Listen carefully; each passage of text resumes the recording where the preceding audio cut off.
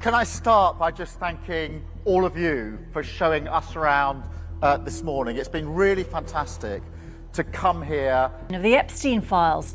Last year, a BBC investigation found 87 flights linked to the convicted paedophile had arrived at or departed from UK airports. Of Epstein files, Britain's Prime Minister Keir Starmer is the latest to face criticism. Prime Minister Keir Starmer is vowing to fight for his job as revelations about the relationship between the former UK ambassador to Washington and Jeffrey Epstein have spiraled. Breaking news. A massive revolt has erupted within the Labour Party. Nearly 50 MPs and the nation's largest trade unions have joined forces to oppose Home Secretary Shabana Mahmood's plan to crack down on migration. They are defying her proposal to double the waiting time for indefinite leave to remain from 5 years to 10. The rebels call it unfair. The public calls it necessary. And while the backbenches revolt, Keir Starmer has been in Munich at a security conference, leaving a government in growing chaos behind him. I have a simple question for the British taxpayer. Should migrants wait 10 years before claiming settlement and benefits? Or is 5 years enough? Go to the comments right now and type 10 years if you support the crackdown, or 5 years if you agree with the Labour rebels. Let's see where the public really stands.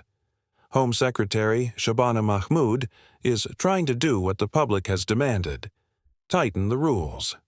Her plan doubles the wait for indefinite leave to remain from 5 to 10 years, replacing near-automatic settlement with an earned settlement framework. The change would apply retrospectively to nearly 2.2 million migrants who arrived during the post-Brexit Boris wave between 2021 and 2024. But the Labour left has exploded. Nearly 50 MPs have warned they are prepared to rebel, with 35 already signing a letter alongside Unison and 33 civil society organizations demanding the plan be scrapped.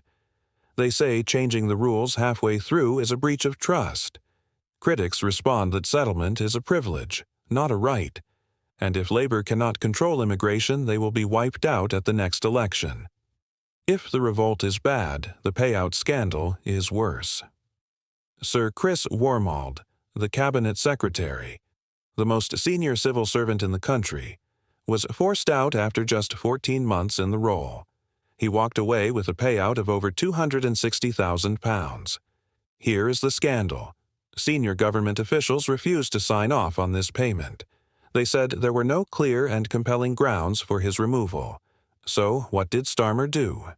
He issued a ministerial direction, an executive override, to force the payment through anyway. This comes at a time when the government told pensioners there was no money for the winter fuel allowance and told businesses taxes had to rise.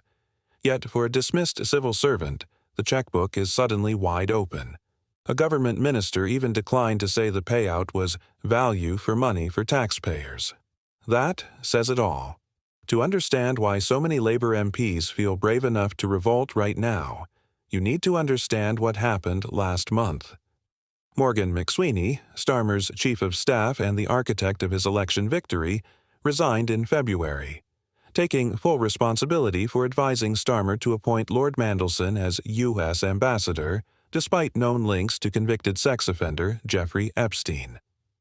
Police have since searched Mandelson's properties as part of a misconduct investigation. McSweeney's departure has left a massive power vacuum at the heart of Downing Street. The rebels on the backbenches know the Prime Minister is isolated, weakened, and distracted by scandal. That is why they chose this moment to strike. They are not just opposing a policy. They are testing a leader who looks increasingly like a lame duck. Shadow Minister Claire Coutinho asked the question everyone is thinking: who is actually in charge? With his chief of staff gone, his cabinet secretary dismissed with a controversial payout, and nearly 50 MPs openly defying him, Starmer is in office but not in power. The economy is flatlining at just 0.1% growth. Businesses look at Westminster and see instability. The promise of national renewal has collapsed into national embarrassment. The revolt against Shabana Mahmood is not just a policy dispute. It is a test of whether this Prime Minister can govern at all.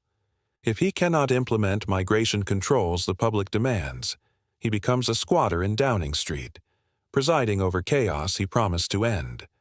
The change has arrived, but it looks a lot like collapse.